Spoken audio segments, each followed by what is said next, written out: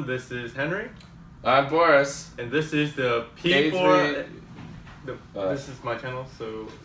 I thought I was going to play on the A3U thing, but with P4. But I'm... But moments over. Fine. Okay. The P4L review. Okay. Fine.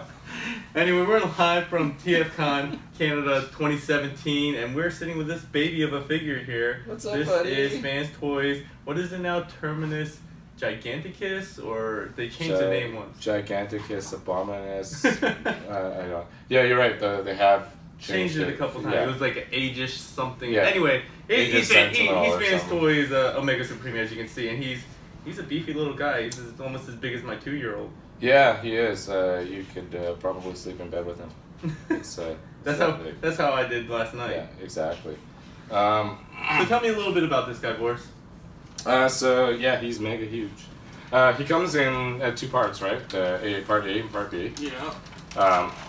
Which is probably good because don't know how you manufacture this in an efficient way. You kind of split it up. He's humongous. So he's actually got quite a clever bit with his legs and how his back works, which Henry will give us a look at after. That's how it kind of breaks up into the parts. But overall, just as a quick summary, I think it's awesome. He's got the lighting going on, so he's got like a nice blue lights that come out of the eyes, which we can turn on later, and then the LED in there. So and then he's got the big wings, right? Kind of what do you think of Omega Supreme? Exactly. And a lot of people, I think, one of the big questions was this going to be like super hollow, all this kind of like discussion, is it going to feel like cheap? We're not sure. It's actually super high quality. I'm not going to say that it's filled completely solid, but I think for something like this, you don't want that because the weight would be like astronomical. Yeah, and it just would not be very fun or posable. But it's not hollow in a bad way. I think they actually thought a lot about the design in terms of how it feels, and just looking at it, and from many people that have seen it and held it, it is actually very, very high quality stuff. So that's kind of like the summary. Yeah, and I think as Boris said, with a figure this big, things that you're worried about is stability, which this guy is very stable in his robot mode. Lots of tight joints and ratchets, which he has in oodles, even at the bicep swivel here, the legs. He even has some hip articulation a little bit before a little bit of his backpack kind of gets in the way, but more than I think you'll need for a figure this big. His head, his cannon. So ratchets all over the place. So the quality and kind of engineering you come to expect from Fans Toys. And as Boris said, the plastic feels really, really nice. Even the fingers are individually articulated with a couple of joints of all these ratcheted. LED switches inside the arm that you can access when you open up a panel. I think like on the back somewhere, and then another one here, and in the head. And you do have that face mask gimmick where you can kind of open it up and switch it around. You kind of have that robot-looking face as well if you wanted. I think he comes with a couple of extra accessories. I think those are it up there, Boris. That's right. So, crotch guard.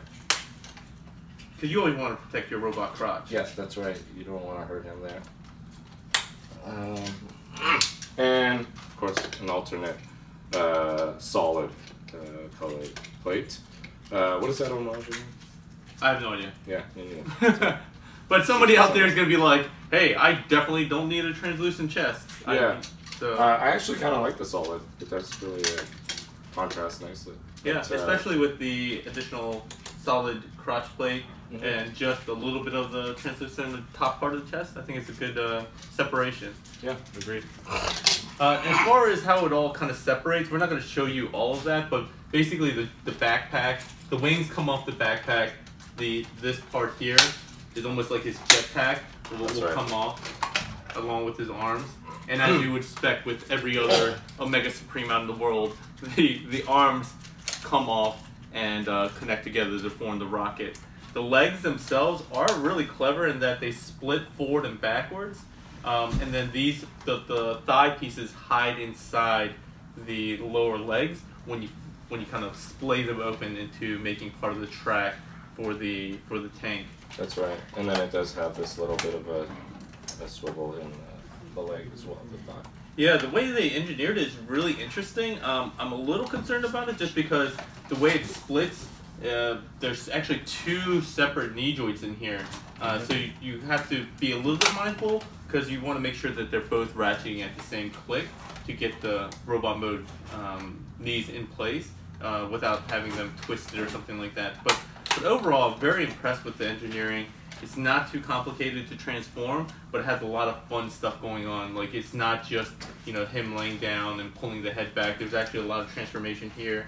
And part of the thighs actually are made up, the inner thigh pieces are made up of some of the treads, which are rubber as well. Yeah, really, and this really nice kind of, rubber. like, twists in and folds into place. So it's really quite ingenious what they did. Very impressed. So I think that's pretty much covers it.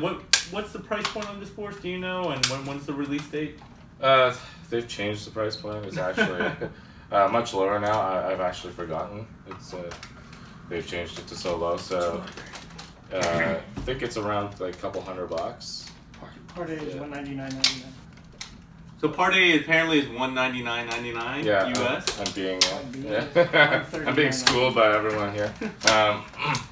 Yeah, so there you go. And it's actually quite a big price drop, so it makes this even more lucrative to have. I mean, as centerpiece to your display. I have not seen something this massive, other than, I guess, the Generations Metroplex. Yeah. But in terms of a third party, this is very, very intimidating. Yeah, very, very it's nice. super heavy. This is nothing like the Generation stuff, like Metroplex or Triptychon. You're gonna definitely need 2 hands and a stroller to get this guy around. All right, well. So next up we have a Wei Jiang NE01. What is? I don't know. Official name? Whatever. It's Megatron. And he's very, very large.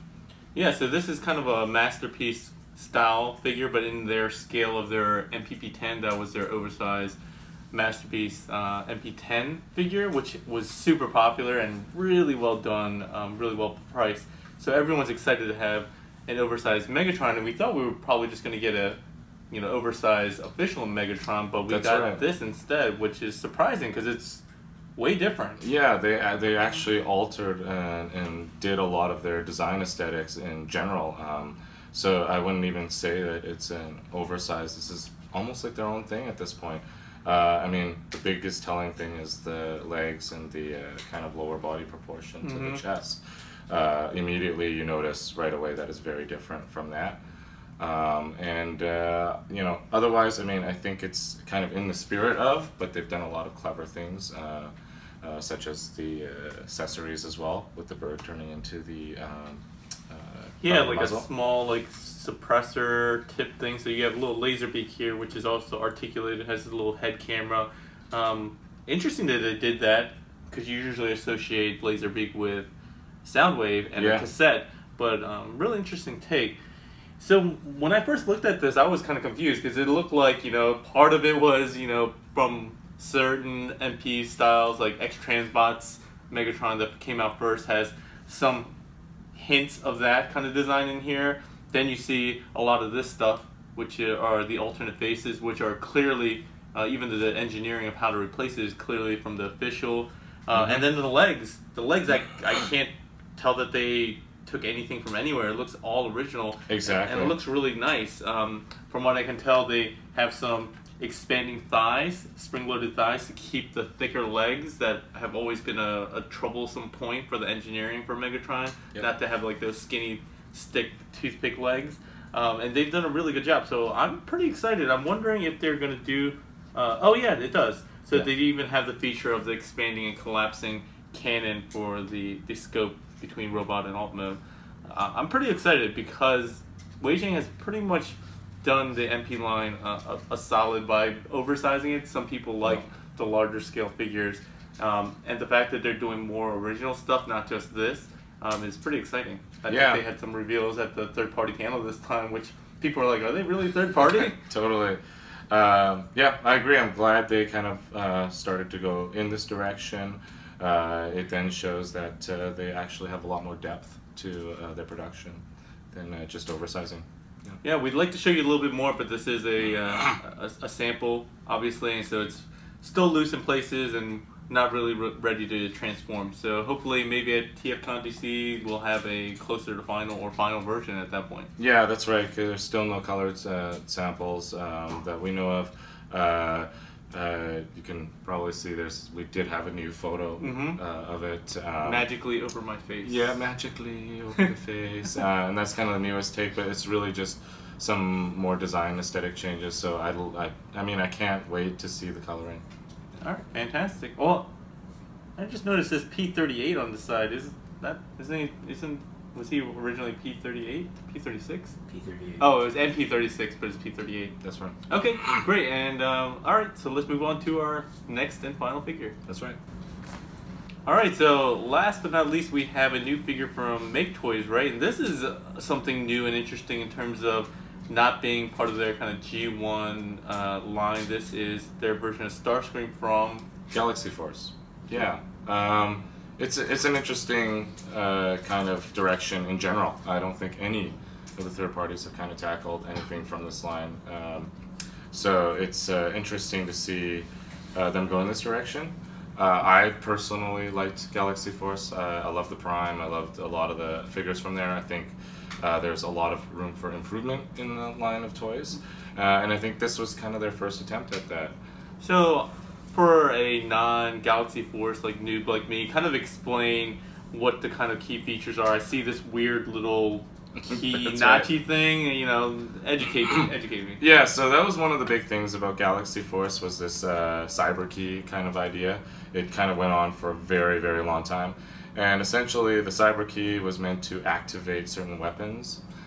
So it would lock into place in some sort of way, either on the arm, leg, back, sometimes it was in the chest, and it would kind of unlock certain spring-loaded weapons. Okay. So they've kept that theme going here. Unfortunately, the cyber key doesn't actually do that here. That was part of the playability. But I mean, I could see for obvious reasons why. In this bot here, it does have the spring-loaded knives, or the blades. And that reminds me of movie Prime. The movie Prime really kind of stole that. Exactly. And I mean, that's the thing, is a lot of that mech tech stuff from the movie figures when they did that whole mech tech series is very reminiscent of the cyber key without the cyber key, because they'd have these little kind of fold out weapons and whatnot. But a lot of this was integrated into the bots in Galaxy Force, which, you know, was really a fun feature, but it also limited certain things you could do with the engineering, of course, because it had to take into consideration this little gimmick. Okay. Yeah, so I can see why they didn't do it on this one. I think it's fine by me, because you can get so much more articulation from this, and with giving the homage, I think just having that little piece is really fun and cool. And then he comes with a gun and 2 alternate faces, it looks like? Yeah, that's right. The direction for the faces is a little bit lackluster for me. One's kind of like a smirky face that you kind of expect from Starscream, and the other one's almost like a kissy face. He's like, it's very odd. And the head sculpt in general isn't super highlighting of what MT can do. They've done some amazing head sculpts, so I think it's hard to hit that bar. But in general, the figure itself, I don't know if you've played with any of the Galaxy Force stuff, but no, not at all. But if you have, a lot of people know what I'm talking about when I say that a lot of the Galaxy Force stuff was sometimes very hollow, such as the Starscream. It had a lot of stuff that was kind of could have made it like really awesome, although I did feel it was a very awesome mold back in the day. But otherwise, they really improved on articulation, and it feels very solid. Lots of opportunities for a different and better transformation. And, you know, honestly, not much to really knock on it. I think it's a cool new direction. It's cool to see someone try to tackle this. I would love to see more from this line before I really make any judgments about how it's going to go. But otherwise, I think it's a good first outing. Yeah, I mean, we don't need any more springers from the MP line or anything like that, do we? So it's great that they're trying something else, expanding the Transformers universe beyond G1, and what, you know, the IDW comics is another area that people have been expanding on. So excited to see more about it. Maybe I'll become a Galaxy Force fan and have to go back and collect the old stuff. That's always a fear of collectors. That's right. All right, well, Boris, thanks a lot for coming on the P4L reviews this week, and for the reviewer roundtable. Was it a good show for you? Yeah, it was definitely a good show. We saw a lot of awesome stuff, you know, and you know, one of the big things is just to connect with all of our fans and all of our friends, like this guy here. So yeah, a lot of fun. All right, well, that's it for today, everyone. Hope you had a good one. We'll see you at TFcon DC. Later.